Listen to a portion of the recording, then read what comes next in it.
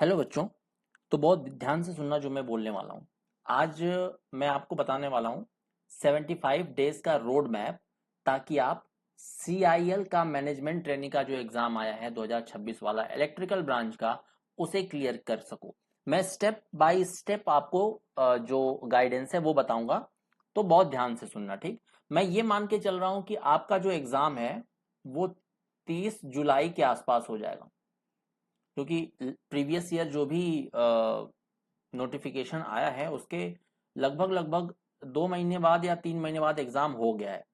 तो मैं ये मान के चल रहा हूँ कि 75 दिन 75 डेज के बाद आपका ये एग्जाम हो जाएगा। तो 75 डेज की आपकी जो प्रिपरेशन की स्ट्रेटेजी है वो क्या होनी चाहिए, जो बच्चे सिर्फ और सिर्फ CIL मैनेजमेंट ट्रेनिंग के लिए फोकस कर रहे हैं। और मैं ये मान के चल रहा हूं कि आपका जो बेसिक है वो जीरो नहीं है। मतलब अगर आपका बेसिक जीरो है, अगर आपने कोई भी सब्जेक्ट अभी तक पढ़ा ही नहीं है, बिल्कुल आपको पता ही नहीं है कुछ भी कॉन्सेप्ट, तो ये जो रोड मैप है 75 दिन का, ये आपके लिए नहीं है। आपके लिए CIL MT एक सपना है, ये मान के चलो, ठीक। ये उनके लिए है जिनका जो कॉन्सेप्ट है कुछ हद तक क्लियर है, ठीक। तो देखो, मैंने लास्ट ईयर जब 2019 में वैकेंसी आई थी उसका पेपर हुआ था 27 फरवरी 2020 को। तो उसका एनालिसिस किया है, काफी समय लगा मुझे एनालिसिस करने में। तो देखो, किस सब्जेक्ट से कितने क्वेश्चंस आए थे 2019 वाले एग्जाम में, वो मैं आपको बताता हूं। सिग्नल सिस्टम से 8 क्वेश्चन, पावर इलेक्ट्रॉनिक्स से 12 क्वेश्चन, माइक्रो प्रोसेसर से 3 question, electrical and magnetic circuit से 15 क्वेश्चन। इसको मैं मान के चल रहा हूं नेटवर्क। तो नेटवर्क से थे 15 क्वेश्चन, कंट्रोल सिस्टम से देखो 15 क्वेश्चन, मेजरमेंट से 11 question, basic and analog electronics से 4 क्वेश्चन थे, पावर सिस्टम से 11 क्वेश्चन थे, डिजिटल इलेक्ट्रॉनिक्स से 1 क्वेश्चन, मशीन से 17 क्वेश्चन थे, और EMFT से 3 क्वेश्चन थे। मतलब अगर मैं आपको ध्यान से एनालाइज करने की बात कहूं, तो हाईएस्ट वेटेज वाले सब्जेक्ट्स कौन कौन से हैं? पावर इलेक्ट्रॉनिक्स हो गया, नेटवर्क हो गया, power electronics, network, power system, measurement, control system और मशीन। तो टोटल वेटेज वाले सब्जेक्ट, हाईएस्ट वेटेज वाले सब्जेक्ट कितने हो गए? 1 2 3 4 5 6। तो 6 सब्जेक्ट्स जो हैं वो हाईएस्ट वेटेज वाले हैं। इससे पहले भी जो एक बार एग्जाम हुआ था, शायद 2016 में या 17 में हुआ था शायद, उसमें भी यही पैटर्न देखने को मिला था कि इन सब्जेक्ट से सबसे ज्यादा क्वेश्चंस देखने को मिले थे। तो हमें अपना पूरा का पूरा फोकस, पूरा का पूरा मैं तो नहीं बोलूंगा, मैक्सिमम फोकस रखना है इन्हीं सब्जेक्ट्स पे। 1 2 3 4 5 6, इन 6 सब्जेक्ट्स पे आपको मैक्सिमम फोकस रखना है। ये सब्जेक्ट्स आपके 85% क्वेश्चन पेपर को कवर कर रहे हैं, 85% क्वेश्चन पेपर को कवर कर रहे हैं ये सब्जेक्ट्स आपके। तो आगे देखते हैं कि हाईएस्ट वेटेज वाले जो सब्जेक्ट्स हैं वो कौन कौन से हैं। तो इलेक्ट्रिकल मशीन है, कंट्रोल सिस्टम है, कंट्रोल सिस्टम से 15 ही है ना भाई?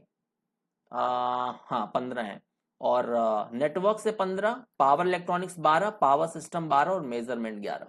तो अगर इनको टोटल करके तो देखो तो काफी अच्छा रिजल्ट आपको देखने को मिलेगा, काफी अच्छा वेटेज आपको देखने को मिलेगा। तो मैं आपको टोटल करके बता भी देता हूं। 17 + 15 + 15 + 12 + 11 + 11, 81%। मैंने बोला ना कि ये 6 सब्जेक्ट्स मिला के आपको 81% का सिलेबस कवर करके दे रहे हैं according to CIL management training का पेपर। तो अब इन्हीं सब्जेक्ट्स में से आपको पूरा तो पढ़ना नहीं है, क्या क्या सब्जेक्ट्स में क्या क्या टॉपिक इंपॉर्टेंट है वो मैं आपको अभी बताने वाला हूं। इलेक्ट्रिकल मशीन, कंट्रोल सिस्टम, इन सब सब्जेक्ट्स में भी कौन कौन से टॉपिक पे आपको ज्यादा फोकस करना है वो मैं आपको बता रहा हूं। तो देखो, हम हाईएस्ट वेटेज वाले सब्जेक्ट्स की ही बात करेंगे। सबसे पहले हम बात करते हैं इलेक्ट्रिकल मशीन्स की। तो इलेक्ट्रिकल मशीन्स आपका 10 दिन में हो जाएगा, अगर आपको पहले से कुछ बेसिक्स पता है। तो इलेक्ट्रिकल मशीन में जैसा कि आप जानते हो 4 सब्जेक्ट्स हैं, ट्रांसफॉर्मर, डीसी, सिंक्रोनस और इंडक्शन। तो सबसे पहले अगर मैं ट्रांसफॉर्मर की बात करूं तो बेसिक ऑफ ट्रांसफॉर्मर पे आपको फोकस रखना है। Efficiency, open circuit test, short circuit test, parallel operation of transformer, auto transformer, 3 phase transformer. अच्छा ये 2 बार हो गया। तो देखो ऑटो ट्रांसफॉर्मर और 3 फेज ट्रांसफॉर्मर बहुत ज्यादा इंपॉर्टेंट है भाई, इस पे ज्यादा फोकस रखना है आपको। ठीक, 10 दिन में आपकी मशीन हो जाएगी अगर आपने पहले से पढ़ के रखा है तो अच्छा खासा कमांड हो जाएगा आपका मशीन पे, खासकर इन टॉपिक्स पे। ये टॉपिक बहुत बहुत इंपॉर्टेंट है सीआईएल मैनेजमेंट ट्रेनिंग एग्जाम के लिए। इसके बाद अगर इंडक्शन मोटर की बात करें तो स्लिप से रिलेटेड जितने भी क्वेश्चंस हैं वो आपसे पूछे जा सकते हैं। टॉर्क स्लिप कैरेक्टरिस्टिक पे आपको ज्यादा फोकस करना है। Starting methods, cogging and crawling, testing, application of single phase induction motor and special Motors.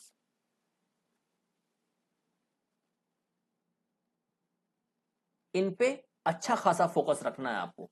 ठीक, फिर अब बात करते हैं सिंक्रोनस मोटर की। तो सिंक्रोनस मोटर में आपके लिए ईएमएफ इक्वेशन वाला पार्ट इंपॉर्टेंट है। उसमें भी किस पे फोकस करना है? पिच फैक्टर और डिस्ट्रीब्यूशन फैक्टर वाले क्वेश्चन पे। बहुत न्यूमेरिकल्स बनते हैं इस पे छोटे छोटे। वोल्टेज रेगुलेशन पे फोकस करना है, कैरेक्टरिस्टिक्स पे फोकस करना है, और स्पेशली उन कैरेक्टरिस्टिक्स में से कौन से कर्व से ज्यादा क्वेश्चन पूछे जाते हैं, वी कर्व और इन्वर्टेड वी कर्व। तो वी कर्व और इन्वर्टेड वी कर्व को बहुत अच्छे से करके जाना है। एक्टिव पावर कंट्रोल और रिएक्टिव पावर कंट्रोल पे डिपेंड बहुत सारे क्वेश्चंस बनते हैं। देखो एक फॉर्मूला जैसे आप लोगों ने पढ़ा होगा कि P is equal to EAVT by X S sine delta. ये तो सिंक्रोनस जनरेटर और सिंक्रोनस मोटर के लिए सेम होता है। वैसे ही Q is equal to VT by X S EA cos delta minus VT, ये है जनरेटर के लिए। और similarly Q is equal to VT by X S VT minus EA cos delta, ये है आपका मोटर के लिए फॉर्मूला। इन तीनों फॉर्मूलेस पे बेस्ड जो क्वेश्चंस हैं उन्हीं को मैंने इंक्लूड किया है P और Q कंट्रोल में। बहुत क्वेश्चन पूछे जाते हैं इससे। ये जो फॉर्मूला है ये मोटर और जनरेटर के लिए भाई सेम होता है। जनरेटर के लिए Q का फॉर्मूला बदल जाता है। टाइप ऑफ रोटर से क्वेश्चन बने हुए हैं, आर्मेचर रिएक्शन से क्वेश्चन बने हुए हैं। ठीक, यहां पे सिंक्रोनस मोटर या सिंक्रोनस जनरेटर भाई यहां पे कर लेना,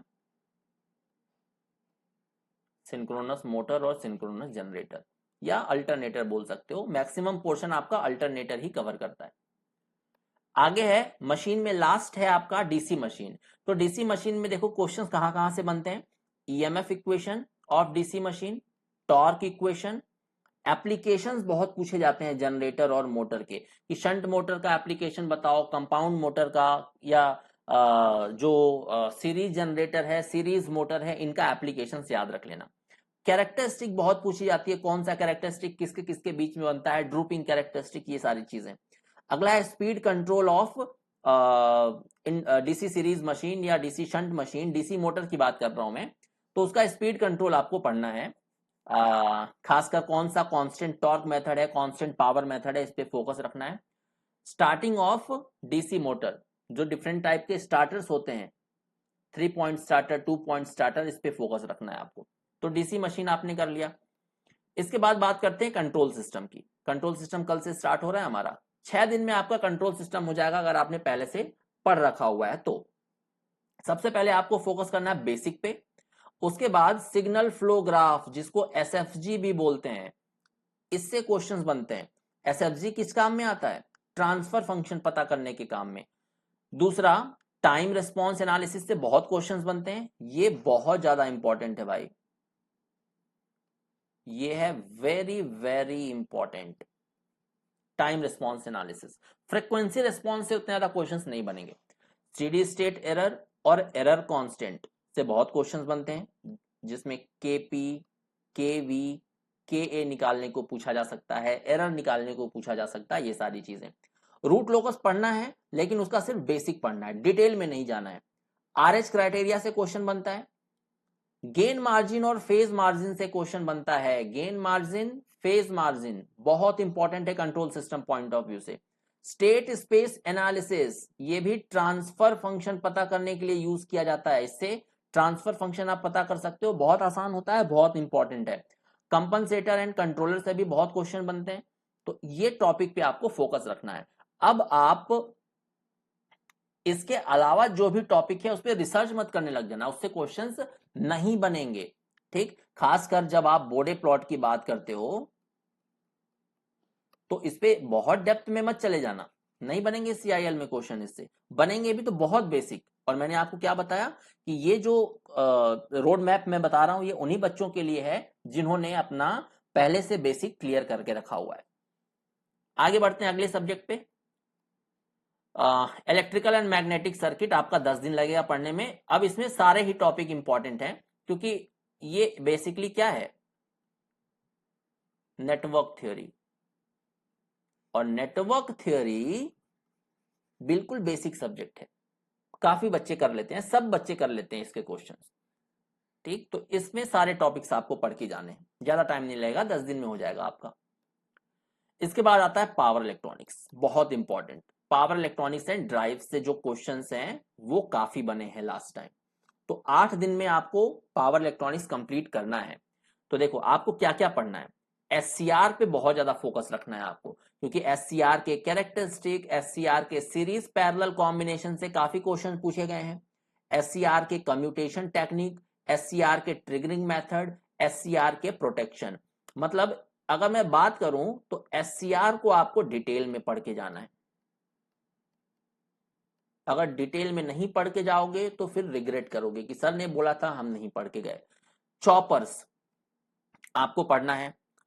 इसमें से ज्यादातर क्वेश्चंस कैसे बनते हैं कि कौन से क्वाड्रेंट, मतलब कौन सा चॉपर कौन से क्वाड्रेंट में काम करता है, ऐसे क्वेश्चंस पे फोकस रखना।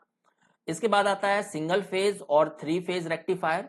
आपको कंट्रोल्ड और अनकंट्रोल्ड दोनों पढ़ने हैं। कंट्रोल्ड बनता है एससीआर से और अनकंट्रोल्ड बनता है डायोड से। ठीक, लेकिन आपको सिर्फ इसमें फॉर्मूलेज याद रखने हैं, वेव फॉर्म याद नहीं रखनी भाई, वेव फॉर्म वहां पे बनाने को नहीं बोलेगा। हार्मोनिक्स के बारे में थोड़ी जानकारी ले लेना। मॉसफेट, आईजीबीटी और बीजेटी, मॉसफेट, आईजीबीटी और बीजेटी, इनके बीच का कंपैरिजन, डिफरेंस याद रखना। कौन ज्यादा आवाज करता है, किसकी साइज छोटी होती है, बड़ी होती है, हीट डिसिपेशन किसमें ज्यादा होता है, ये सारी चीजें। यूजेटी के बारे में कुछ इंफॉर्मेशन ले लेना। इन्वर्टर्स इंपॉर्टेंट है, यहां पे एससीआर इंपॉर्टेंट है और इन्वर्टर इंपॉर्टेंट है। पल्स विड्थ मॉड्यूलेशन से क्वेश्चन बनते हैं। Switch mode power supply, SMPS से क्वेश्चन बनते हैं। तो इस पे इतने टॉपिक्स पे फोकस रखना है आपको पावर इलेक्ट्रॉनिक्स में। अब बात करते हैं पावर सिस्टम। तो पावर सिस्टम में आपको देना है 10 दिन। ठीक, ऐसा नहीं कि 10 दिन पावर सिस्टम ही पढ़ते रह जाना, मैं आपको बताऊंगा आगे। इसमें आपको टाइप्स ऑफ सर्किट ब्रेकर के बारे में पढ़ना है। इसके कंस्ट्रक्शन के बारे में मत पढ़ने लग जाना, कंस्ट्रक्शन ऑफ सर्किट ब्रेकर से क्वेश्चंस नहीं बनते हैं, इनके एप्लीकेशंस पे क्वेश्चन आते हैं और सर्किट ब्रेकर के रेटिंग से क्वेश्चन बनते हैं। ठीक, रेटिंग से बहुत ज्यादा क्वेश्चंस बनते हैं। करंट चॉपिंग वाला देख लेना, इसमें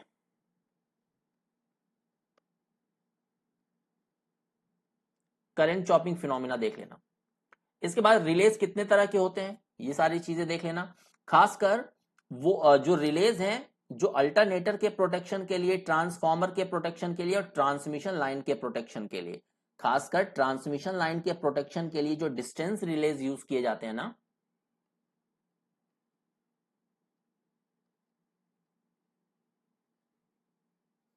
उस पे फोकस करना। इंपिडेंस रिले, रिएक्टेंस रिले और मोहो रिले, एक क्वेश्चन बनेगा ही बनेगा यहां से। इसके बाद आता है insulator, pin type insulator, suspension type insulator, shackle insulator, strain insulator, stay guy, egg type, ये सारे इंसुलेटर जितने भी हैं वो आप एक बार देख लेना, आसान है, छोटा सा है।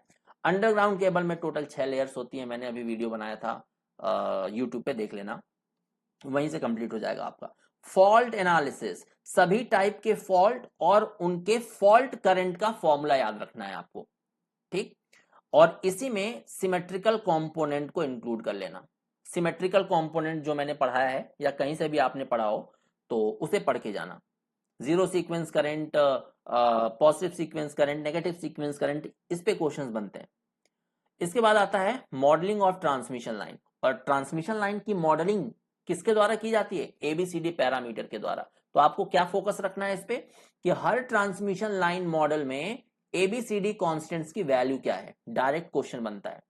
Power factor control methods, shunt capacitor, shunt inductor, series capacitor, series inductor, synchronous condenser, इससे क्वेश्चंस बन सकते हैं। ठीक, तो पावर सिस्टम में इतना फोकस रखना है आपको। ये मेन इंपॉर्टेंट पॉइंट्स मैं आपको बता रहा हूं कि जिसपे बहुत ज्यादा फोकस रखना है। इस पे कोई भी क्वेश्चंस आ जाएं तो गलत नहीं होने चाहिए। हर सब्जेक्ट की बात कर रहा हूं मैं, जो मैं बता रहा हूं। तो पावर सिस्टम भी हो गया। अगला देखते हैं मेजरमेंट। ये कैसा टाइप किया भाई? ठीक, मेजरमेंट देखते हैं। मेजरमेंट में 5-6 दिन में हो जाएगा आपका। आपको बेसिक टाइप ऑफ इंस्ट्रूमेंट्स देखने हैं, जिसमें पीएमएमसी आ गया, मूविंग आयरन हो गया, ईएमएमसी हो गया। पीएमएमसी को ही मूविंग कॉइल बोलते हैं, गलती मत करना। एनर्जी मेजरमेंट के लिए एनर्जी मीटर एक बार देख के जाना। पावर मेजरमेंट में आपको क्या देखना है? 1 watt meter method, 2 watt meter method, 3 watt meter method कहां कहां यूज होते हैं। सबसे पहली चीज तो ये पूछा जाता है, बैलेंस अनबैलेंस वाला। और 2 वाट मीटर मेथड पे न्यूमेरिकल आता है। 2 वाट मीटर लगे हुए हैं, कितना पावर फैक्टर होगा वो वाला। एसी ब्रिजेस, डीसी ब्रिजेस पे क्वेश्चन बनते हैं। Instrument transformer, that is current transformer और पोटेंशियल ट्रांसफॉर्मर से क्वेश्चन बनते हैं। उसमें भी अगर आप ध्यान से देखोगे तो करंट ट्रांसफॉर्मर से मैक्सिमम क्वेश्चन बनते हैं, पोटेंशियल ट्रांसफॉर्मर से ज्यादा क्वेश्चन नहीं बनते। Current and voltage measurement, ammeter और वोल्ट मीटर की बात की जा रही है, ये देख लेना एक बार। सीआरओ बहुत इंपॉर्टेंट है भाई, सीआरओ बहुत इंपॉर्टेंट है। इसमें जो लिसाजियस पैटर्न है वो बहुत इंपॉर्टेंट है, याद रखना। और हॉरिजॉन्टल टेंजेंसी, वर्टिकल टेंजेंसी वाला क्वेश्चन सीआरओ में, उसको याद रखना। एरर्स बहुत इंपॉर्टेंट है, सिस्टमेटिक एरर कौन सी होती है, ग्रॉस एरर कौन सी होती है, ये सारी चीजें। और guarantee accuracy error, percent limiting error, ये निकालने के लिए पूछा जाता है। ट्रांसड्यूसर याद रखना, एलवीडीटी हो गया, स्ट्रेन गेज हो गया, ये सारी चीजें। ठीक, तो मेजरमेंट भी हो गया आपका। तो टोटल कितने दिन हो गए हमारे? मशीन हो गया आपका 10 दिन, कंट्रोल हो गया 6 दिन, नेटवर्क हो गया 10 दिन, पावर इलेक्ट्रॉनिक्स हो गया 8 दिन, पावर सिस्टम हो गया 10 दिन, 6 दिन। तो हमारे टोटल कितना समय हो गया? लगभग 50 दिन हमारा हो गया। 50 दिन का रोड मैप हमने देख लिया। अब क्या करना है आपको? जो अगले 10 दिन होंगे आपको किसमें फोकस करना है? रिमेनिंग सब्जेक्ट्स पे। अगर आप थोड़ा और इंप्रूव करना चाहते हो, कंपटीशन को बीट करना चाहते हो, तो रिमेनिंग सब्जेक्ट पे फोकस करो। रिमेनिंग सब्जेक्ट्स आपके कौन कौन से थे? देखो, मैंने अभी तो आपको बता दिया, power electronics, network, power system, measurement, control system और मशीन। इस पे तो आपको खास फोकस रखना है। तो शुरू के 50 दिन आपका 85% सिलेबस आप कवर कर लोगे। अब बचे हुए 10 दिन में आपको क्या करना है? डिजिटल इलेक्ट्रॉनिक्स जो 1 नंबर का आया था, बेसिक एंड एनालॉग इलेक्ट्रॉनिक्स जो 4 नंबर का आया था, ईएमएफटी 3 नंबर का, माइक्रो प्रोसेसर 3 नंबर का, और सिग्नल एंड सिस्टम 8 नंबर का। तो इसमें इन 10 दिनों में भी 5 दिन तो सिग्नल सिस्टम को दे देना, बाकी 5 दिन में चाहो तो ये कर लेना, इनसे 1-2 क्वेश्चन बनते हैं। ठीक, डिजिटल इलेक्ट्रॉनिक्स से एक क्वेश्चन बनेगा, वो भी ज्यादातर चांसेस है कि किससे बन जाए, गेट से बन जाए, बूलियन अलजेब्रा से बन जाए, यहां से। तो ये चीज क्लियर हो गया क्या क्या पढ़ना है आपको। तो आपके कितने दिन हो गए? 60 दिन का मैंने आपको बता दिया टोटल। 50 दिन ये, और जो बचे हुए सब्जेक्ट्स हैं उनको एक्स्ट्रा 10 दिन देना है। अब आपके क्या बचते हैं? 15 दिन बचते हैं। 15 दिन बचते हैं। तो उन 15 दिन में अब आपको ऐसा नहीं है कि पहले जब आप पढ़ते जा रहे हो तो उस समय रिवीजन नहीं करना है।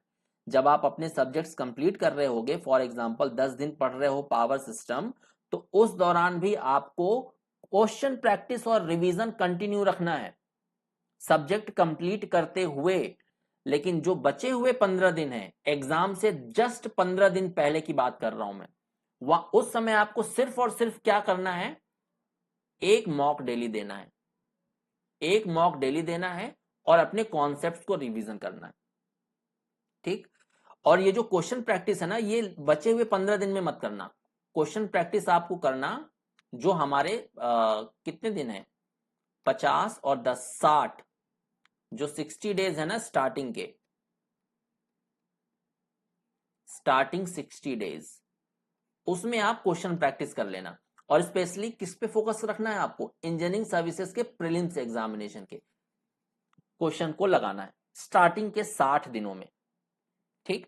और जो बचे हुए एग्जाम के जस्ट 15 दिन पहले आपको क्या करना है, दिन भर रिवीजन करते रहना है और एक मॉक टेस्ट डेली देना है, डेली। आगे देखते हैं, आपका जो डेली शेड्यूल है, अगर आप सिर्फ सीआईएल पे फोकस कर रहे हो तो आपका जो डेली शेड्यूल है भाई, अगर आपका सिलेबस मतलब कॉन्सेप्ट ठीक ठाक है तो आपको डेली 8 से 10 घंटे देने पड़ेंगे 75 दिनों के लिए, तभी आपका सीआईएल निकल पाएगा। कंपटीशन बहुत ज्यादा है। तो वो भी मैं बता देता हूं कि 10 घंटे को कैसे यूटिलाइज करना है। तो सबसे पहले 4 घंटे तो थ्योरी पढ़नी है आपको, अगर आपका सिलेबस मतलब काफी दिन हो गए पढ़े हुए, कॉन्सेप्ट मैंने बताया कि ठीक ठाक है, तो 4 घंटे तो आपको थ्योरी पढ़ने में देना है, 2 घंटे रिवीजन में देना है, जो पढ़ चुके हो उसको रिवाइज करना है, रिवीजन नहीं करोगे भूल जाएगा। और 1 घंटे एमसीक्यूज प्रैक्टिस के लिए देना है। और ये एमसीक्यूज प्रैक्टिस कहां से करनी है, मैंने बताया था ईएससी प्रीलिम्स पे फोकस करो, बुक मिल जाएगी ऑनलाइन। और जो रिमेनिंग समय बचता है हमारे पास, 4 2 6 एक 7 घंटे बचे हो गए ना, 3 घंटे और बचने, अगर 10 घंटे का शेड्यूल बनाते हो तो 3 घंटे आप नॉन टेक को दे दो। थोड़ा बहुत वेरिएशन कर सकते हो आपके अकॉर्डिंग, अगर आपका थ्योरी बहुत स्ट्रांग है तो इसको 3 घंटे कर लो, नॉन टेक बहुत स्ट्रांग है तो इसमें थोड़ा सा घंटे कम कर लो, जो जो वीक है उसमें थोड़ा सा बढ़ा लो। अब ऐसा नहीं कि 7 घंटे इसको देना ही देना है, सर ने बोला, ऐसा नहीं, थोड़ा बहुत ऊपर नीचे कर सकते हो अपने अकॉर्डिंग। अब मैं सभी बच्चों को लेके चल रहा हूं ना, किसी किसी के बच्चों का क्या होता है कि जो थ्योरी है वो स्ट्रांग होती है, नॉन टेक वीक होता है, स्ट्रांग होता है उस पर, तो अपने हिसाब से थोड़ा बहुत ऊपर नीचे एडजस्ट कर लेना, लेकिन ट्राई करना कि डेली 8 से 10 घंटे का शेड्यूल रहे ही रहे आपका। अब देखो, मैं मॉड्यूल आपको बता देता हूं कैसे। मैं मान के चल रहा हूं कि आप 14 मई से अपनी प्रिपरेशन स्टार्ट करेंगे, ठीक। और आपकी प्रिपरेशन जाएगी 30 जुलाई तक। चांसेस हैं कि मतलब जुलाई के लास्ट तक ही आपका पेपर होगा, तो मैं अप्रोक्सीमेटली 75 दिन मान के चल रहा था इसलिए। तो पहले मॉड्यूल में आपको क्या करना है, 14 मई से 14 जून तक आपको कवर करना है हाई वेटेज वाले सब्जेक्ट्स जो मैंने ऊपर मेंशन किए हैं, जिससे 81 एमसीक्यूज आए थे। और वो टोटल कितने सब्जेक्ट से, 6 सब्जेक्ट्स थे।